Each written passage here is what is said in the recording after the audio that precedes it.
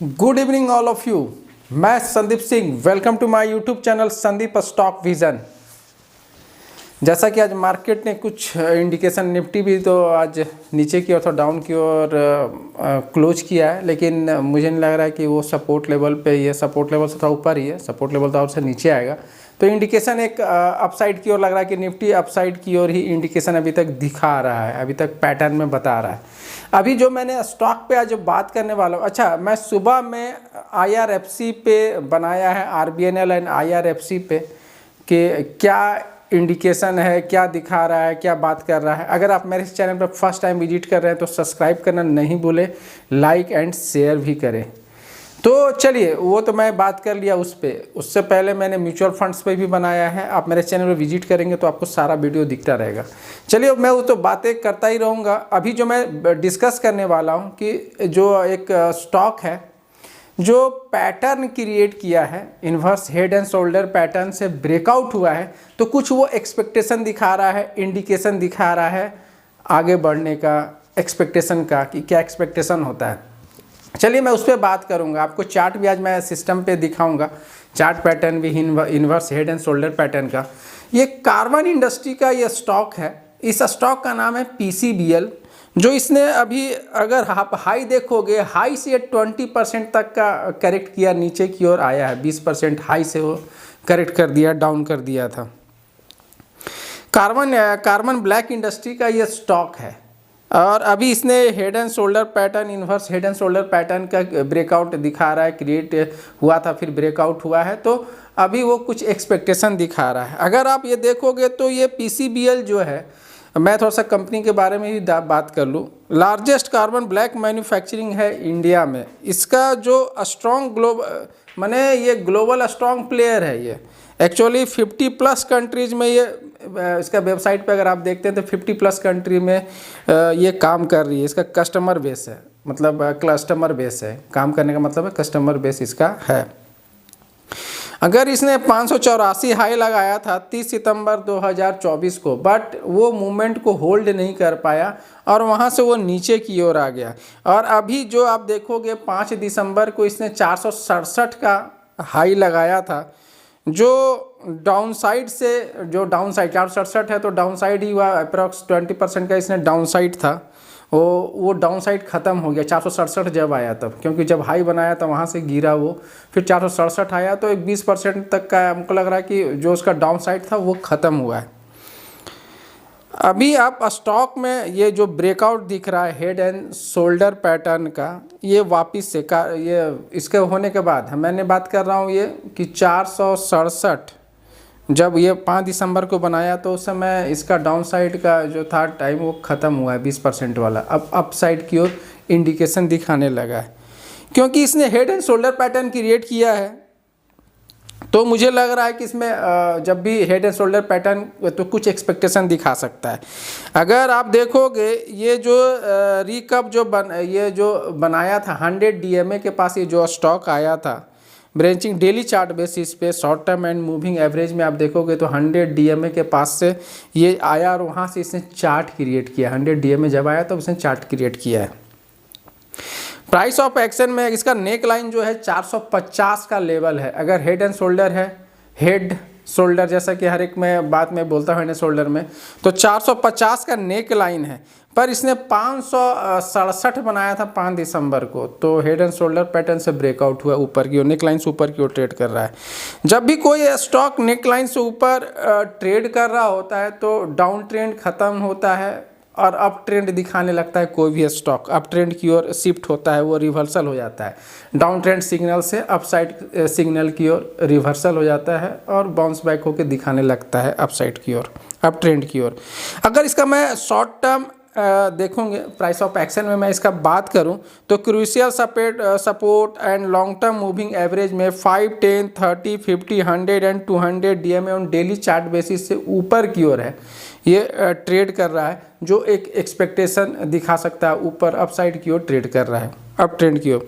इसका RSI भी देखोगे तो 64.2 है, 70 से ऊपर नहीं है और बिलो 30 भी नहीं है, तो एक अच्छा ये शो कर रहा है। इसका अगर MACD में देखता हूँ तो सेंटर एंड सिग्नल लाइन से ऊपर की ओर ट्रेड कर रहा है। तो ये भी एक इंडिकेशन दिखाता है कि कुछ एक्सपेक्टेड दिखा सकता है। अगर आप ये देखोगे ये रिकवरी कब किया, ये 200 DMA exponential moving average on ये स्ट्रॉन्ग, मतलब 200 DMA की मैं बात कर रहा हूँ।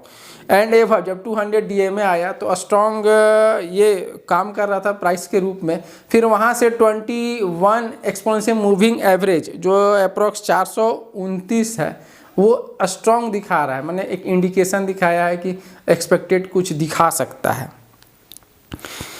तो ये जो सपोर्ट लिया, इसने जो सपोर्ट फॉर्म किया है शिफ्टिंग, इसका 445 का सपोर्ट रेंज में इसने सपोर्ट लिया, 445 के भी सपोर्ट लेके ये ऊपर की ओर आ रहा है।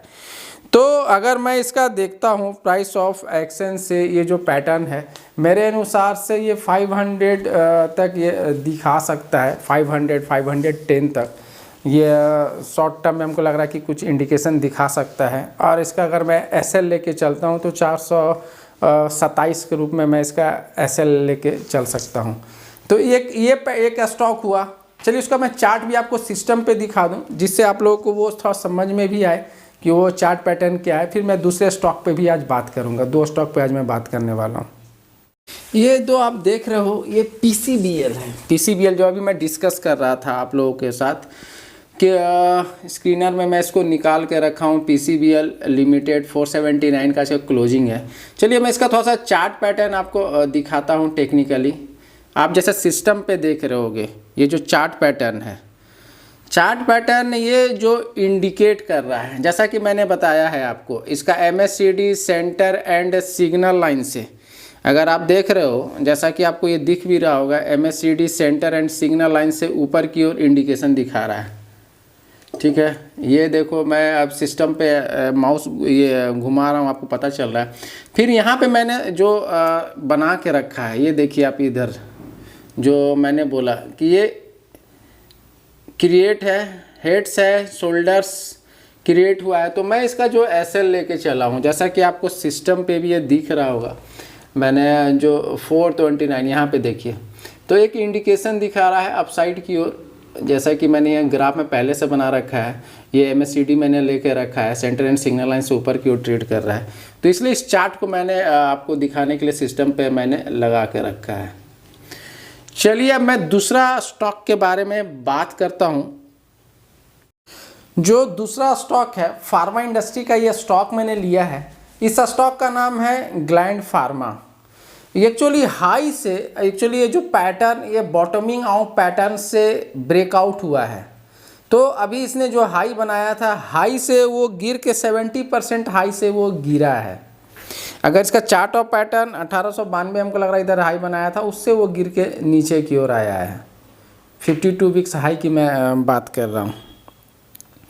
अगर आप देखोगे ये जो टेस्ट किया, ये बार बार बाउंस बैक कर रहा था और 100 एक्सपोनेंशियल मूविंग एवरेज के अनुसार से ऑन वीकली चार्ट बेसिस पे वहाँ पे आके टेस्ट कर रहा था 100 एक्सपोनेंशियल मूविंग एवरेज पे।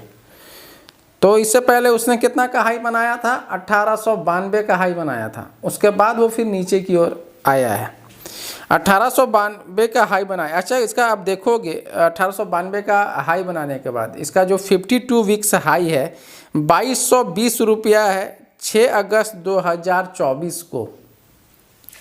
बट ये फेल्ड हुआ, होल्ड नहीं कर पाया स्टॉक अपने मोमेंट को, तो ये वापस से नीचे की ओर गिर गया। जो 1832 आया था, 17% डाउन जो मैं बात कर रहा था, 1892 जो था वो हाई बनाया था, वहाँ से वो गिरा था 17% डाउन। लेकिन 52 वीक्स हाई इसका है 2220 रुपया।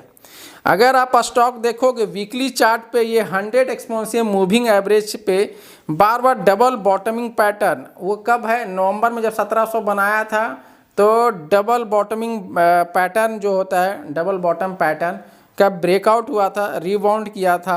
आप चार्ट पे देखो 1585 से ऊपर का जब लेवल था तो वो चार्ट दिखाने लगा था, नवंबर की मैं बात कर रहा हूँ। अभी जो टेक्निकल ये पोटेंशियल जो दिखा रहा है, रेसिस्टेंस दिखा रहा है इसका, कि एक अंडरलाइन एसेट्स जो इसका लेवल है, रेसिस्टेंस लेवल है जो रेसिस्टेंस कर रहा है, उसके ऊपर की ओर आया है।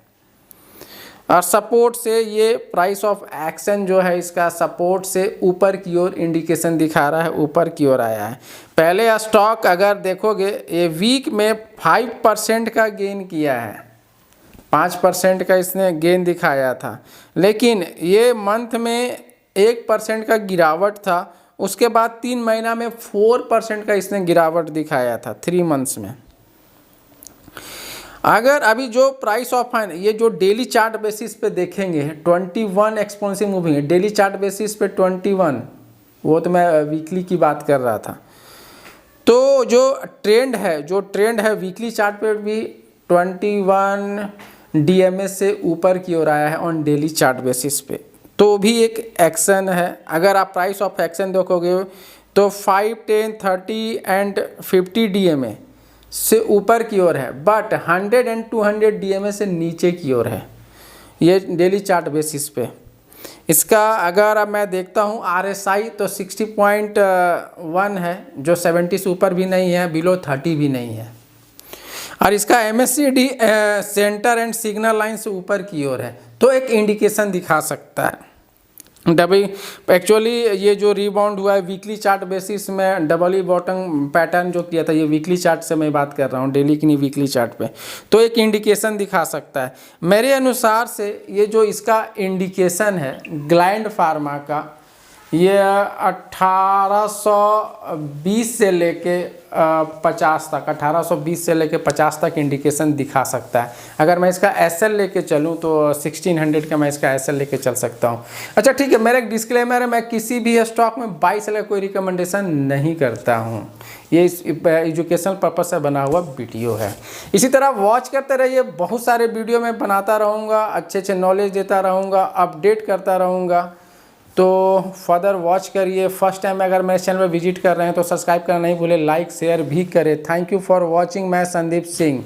इसी तरह वॉच करते रहे, बहुत सारे स्टॉक्स वगैरह हैं, जैसे मैं मंडे टू फ्राइडे स्टॉक्स के बारे में बात करता हूं, और फिर सैटरडे म्यूचुअल फंड्स के बारे में, संडे पेनी स्टॉक्स के बारे में। Thank you for watching.